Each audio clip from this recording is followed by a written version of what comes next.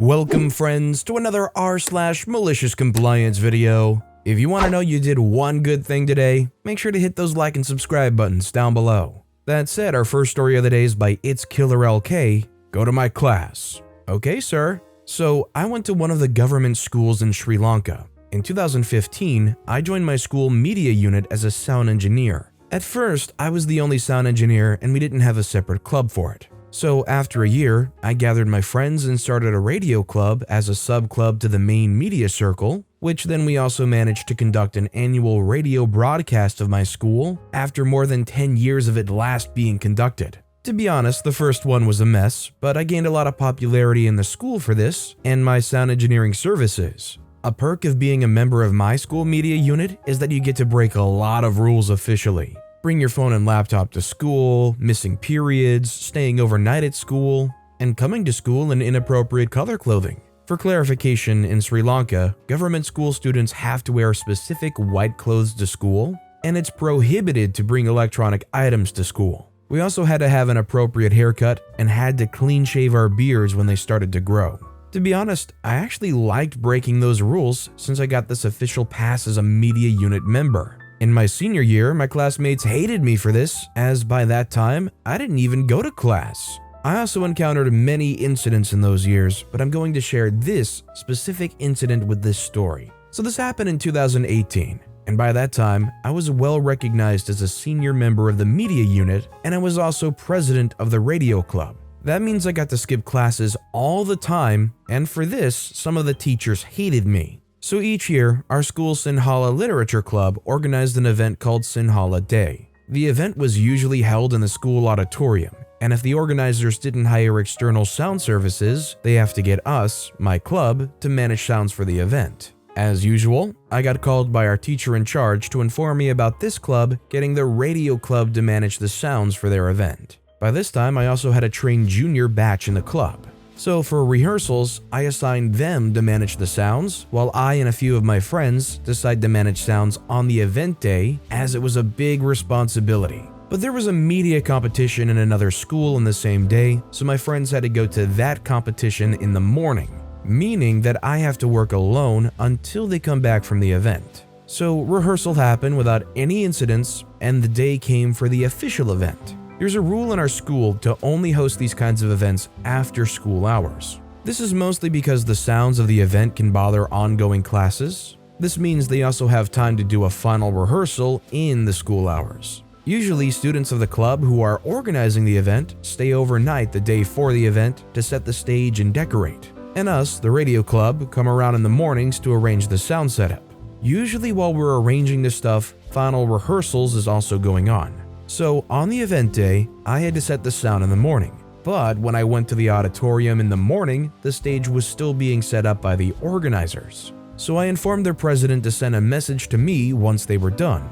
It usually takes like 2 to 3 hours to arrange the sound setup and balance sounds, so I told them to finish this up at least 4 hours before school ends. We have 8 hours of school. Literature Club president agreed and apologized for the delay. I said it's fine and went to the media room. They somehow took more than 5 hours to complete the decorations. When they sent the message to me, I was almost angry because this meant I have to arrange all the stuff by myself within less than 3 hours because they also will do final rehearsals. But I didn't show it to them, I just went to the auditorium and started to arrange the audio setup. Now, I forgot to mention about the teacher in charge of this literature club. He teaches Sinhala for junior classes and is well known for his terrible attitude. He easily gets angry and is well known for punishing his students even for small stuff. So while I was arranging sounds, this teacher came into the auditorium. Usually when these types of events happen, some kids who aren't involved come and stay in the back side of the auditorium to skip classes. So when the teacher came in, he saw these kids in the back and went to chase them away. I didn't care much as I'm on official duty here, so I continued on my work. After the teacher in charge chased the kids off, he turned to the front of the auditorium to see me just standing on the stage. I remember I was thinking about a way to get cables managed around the decorations. I actually saw him looking at me from the corner of my eyes, looking at me with an angry face, but I shrugged it off as I'm here for the day. When I was about to go in the room where we stored sound items, he shouted, "Hey you, where are you going? Get to class right now." I turned to see him now on stage staring daggers at me. To be honest, this isn't the first time I got into situations like this where teachers mistake me for a kid skipping classes. Usually when I tell them why I'm here, they understand and leave me to complete the job.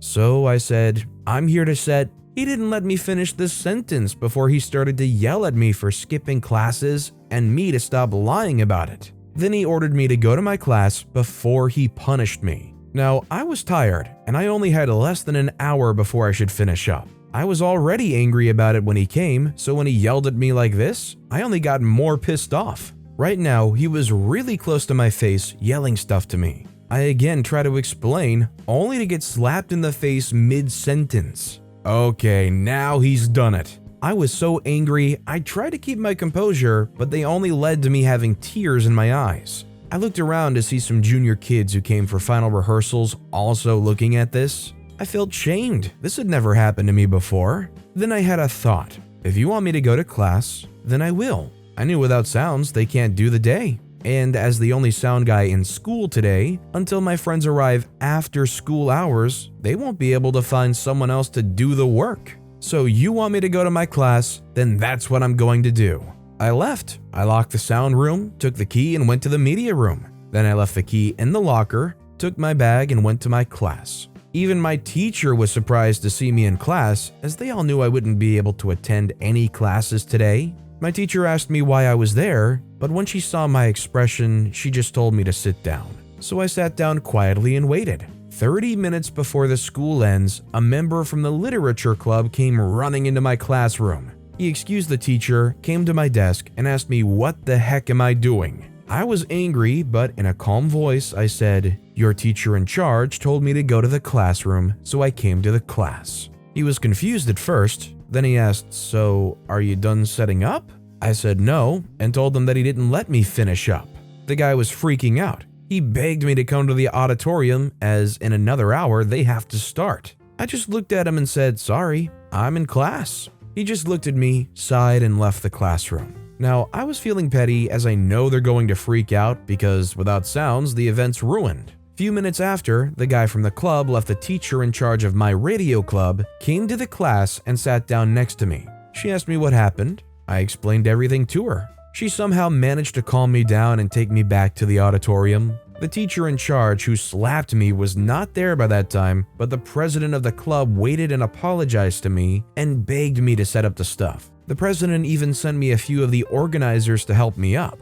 So I managed to set the things up and balance sounds just a few minutes before the first invited school arrived. Then my friends came and took over, as I was really tired by that time. I also informed them of what happened and they got angry too, but I told them to do their best. I took a half-hour nap in the media room and came back. The event went okay. There were technical issues as I didn't get to check everything, but nobody blamed me. Their teacher in charge was there too, but he didn't make eye contact with me. I feel like this is definitely one of those situations where the cultural difference is so strong that what I feel OP should have or shouldn't have done might not have been possible or might not have done anything. Would a teacher who has no clue what's going on berating you and yelling at you be enough for you to say, "Alright, screw the whole event," and just walk off? Let me know in the comments down below. And our final story of the day is by Nizanod. We're going to court?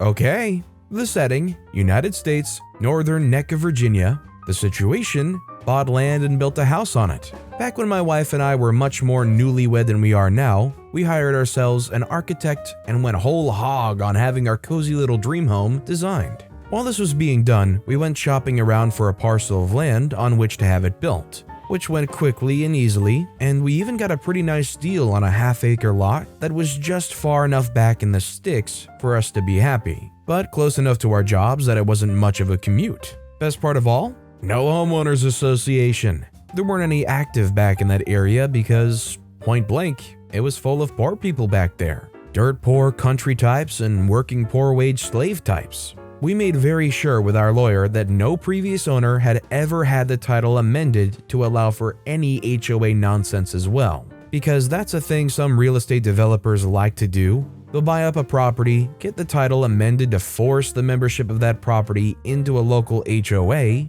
that they'll usually operate or are in cahoots with those that do, and then resell it with that as a new requirement for any prospective buyer to automatically agree to when they sign the title.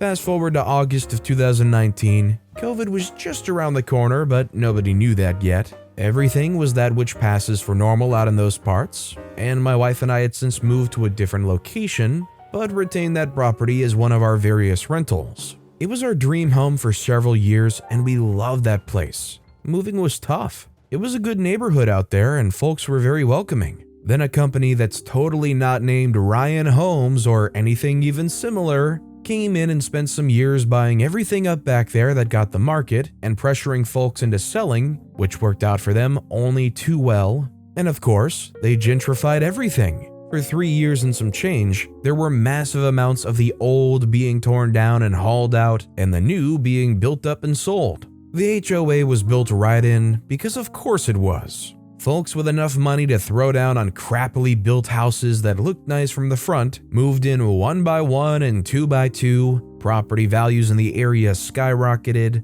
Property taxes skyrocketed right along with them, and more of the less poor people were forced to sell because they got taxed out of their own homes. My wife and I knew what was coming from the get-go. We knew those dinguses from totally not Ryan Homes were going to come sniffing around our way, not to try to buy us out, but to see if they could finagle, schmooze, or threaten us into joining the HOA they were installing. It was inevitable. Lots of information is public record. They knew we had money. They knew we were living below our means by 2 orders of magnitude. They knew we clearly meant to be exactly where we were because we sure didn't have to be. They knew they didn't have a snowflake's hope and heck of pricing us out on taxes, so they tried nagging us to death and coming right up to the line on harassment, always to talk to us about joining the HOA. They failed. They got told by one expensive lawyer to find something else to do before we all got super busy helping them find things to worry about, and so they desisted for some years.